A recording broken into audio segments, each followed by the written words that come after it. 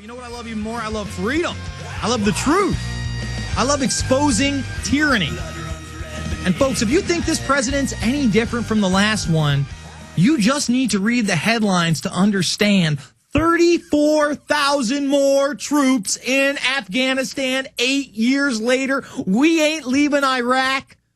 The warmongering continues, and that's why we fall back to 9/11. Because to this day, 9/11 is that nexus point in which all of our foreign and domestic policy have been based. Why is the police state here? Why are we in other nations promoting an imperialist, globalist agenda? I got news for you.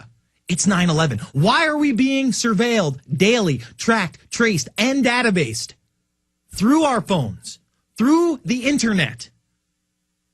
Why? Because we are allowing it under the tyranny that 9/11 has caused. We have become lax. We find it acceptable when Eric Holder, the Attorney General, steps up to the plate and says, no, we can't allow these lawsuits. When they throw out Hepting versus AT&T under Bush, it gets appealed, and it's thrown out under Obama as well. Folks, 34,000 more troops. Now, we're going to take your calls. 888-201-2244. That's 888-201-2244 or 512-646-1776. But first, I would like to kick into this clip of the cover-up. The cover-up chapter in Fabled Enemies. Fabled Enemies, such an important film, really puts the dots together. The definitive 9/11 movie, if you want to find out how the international intelligence cartel carried out the operation. And really, that was my big qualm with the piece. You know, Daniel Sinjata, I've had dinner with him. He's a really nice guy, star of Rescue Me over at FX. But then he asks Daniel if he can put together a narrative of what did happen on 9/11. And he's very hesitant to do so. Now, I can put out a small narrative of how the operation was conducted. You see, they trained the hijackers here in the United States after they were brought in from Saudi Arabia, and the visa department there was really a CIA front operation, as exposed in my film by Michael J. Springman. They were protected from elements of the FBI and the Black Ops program, Able Danger. They were funded by the Pakistanis, and the Israelis were the ones who were gathering intelligence through Amdocs and Converse before the attack. And then some of their operatives were also arrested that day filming the first plane strike. Meanwhile, the shadow government is running drills mirroring the attacks, and they have E-4B doomsday command centers caught on film in Washington, D.C. as the Pentagon strike goes down, and another white plane, which looks a lot like an E-4B, in New York City right after the first plane struck. Remember, there was not supposed to be any military planes on the scene of 9/11 until well after the second plane struck the World Trade Center. Yet, we see the white plane before the second tower is hit and as the second tower is hit. I'm tempted to play that clip here today as well. But first, let's get to the cover-up section.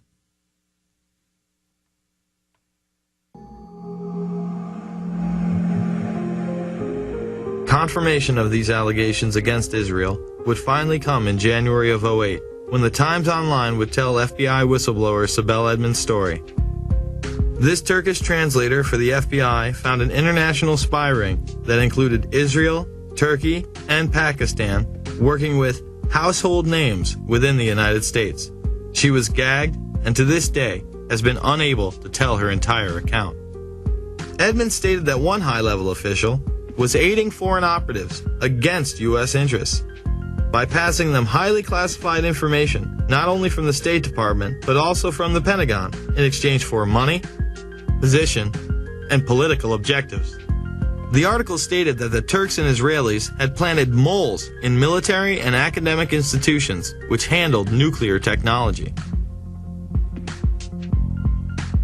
The Pakistani operation was led by General Mahmoud Ahmed, then the ISI chief. Intelligence analysts say that the members of the ISI were close to Al-Qaeda before and after 9/11. Ahmed was accused of sanctioning a $100,000 wire payment to Mohammed Atta, one of the 9/11 hijackers, immediately before the attacks. Oddly enough, General Ahmed would be in Washington, D.C., meeting with George Tenet, the current director of the CIA, and others, in the weeks before the attacks. In fact, on the morning of 9/11 itself, he would be having breakfast with Senator Bob Graham and Porter Goss. These two men would co-chair the initial congressional investigation, and Goss would later become the head of the CIA. I was trying to make the point that Ahmed didn't hide the fact, when we met with him in Pakistan and when he was in Washington, that he was close to the Taliban, that was his job, to be close to the Taliban. Graham would go on PBS and have this to say. I was surprised at the evidence that there were foreign governments involved in facilitating the activities of at least some of the terrorists in the United States. I am stunned that we have not done a better job of pursuing that to determine if other terrorists received similar support, and even more important, if the infrastructure of a foreign government assisting terrorists still exists. Most of that information is classified, I think overly classified. I believe the American people should know the extent of the challenge that we face in terms of foreign government involvement. In that report, 27 pages would be completely redacted. And do you think that will ever become public? Which countries are talking about? It'll become public at some point when it's turned over to the archives, but that's 20 or 30 years from now. We need to have this information now. Are you suggesting that you are convinced that there was a state sponsor behind 9/11? I think there is very compelling evidence that at least some of the terrorists were assisted, not just in financing, although that was part of it, by a sovereign foreign government. The day after the attacks, it was apparent that some people within the government were aware of the Pakistani funding of al-Qaeda. Secretary Powell, one country you didn't mention was Pakistan, and I understand that your deputy has spoken with the ambassador to Pakistan. Deputy Secretary Armitage did meet with Pakistani officials today. It would be useful to point out to the Pakistani leadership at every level how helpful they might be if we find a basis to act upon that information. Senator Joe Biden, who had also met with the head of the Pakistani ISI, would have harsh words on the Senate floor. And the word should go out to those who pretend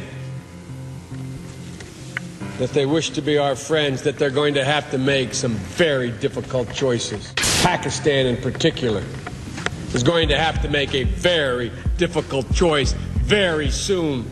Words will not be sufficient. Actions will be demanded. When Biden was confronted, he confirmed his meeting with Ahmed, saying Pakistani intelligence was indeed funding the Taliban. Sir, one question. In the days following 9/11, you met with the head of Pakistani ISI, General Muhammad Ahmed. It has since come to light that he ordered Saeed Sheikh to wire $100,000 to Mohammed Atta. Why was he allowed to go back to Pakistan, and why wasn't he questioned, and why were you meeting with him?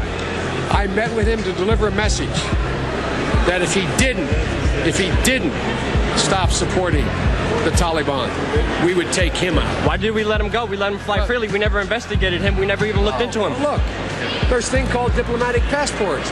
We did not arrest Khrushchev when he came. But he financed the hijackers, and you let him go, and he's free. He hijacked the hijackers. No one knew he financed the hijackers. It's wired. It's reported. He would later state that the information was indeed classified. How did you know the ISI was helping the Taliban, sir? How did you know they're helping them out? It is classified? Pakistan was set up as the silent funding arm of the hijackers. They were used as a launching base for the occupation of Afghanistan.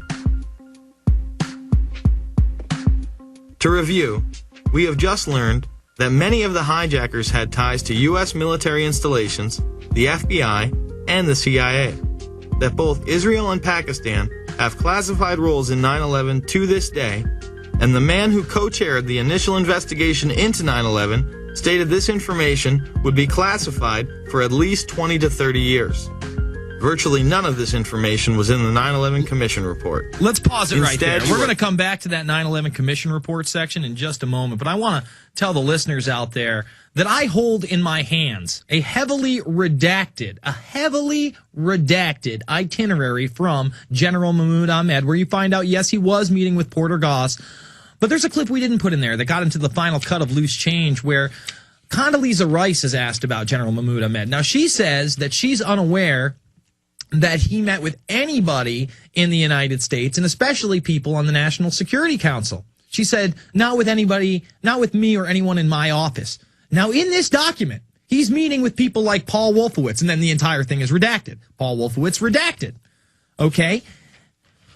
Redacted right here. Now, they say that he is meeting, in fact, with the National Security Council. Now, this is the phone call between Wolfowitz and Ahmed. All of these little white boxes, that's what we call redacted. We're not allowed to know what Wolfowitz, who went to West Point 2 months before 9/11, 2 months before 9/11, and what did he say? He said, be ready.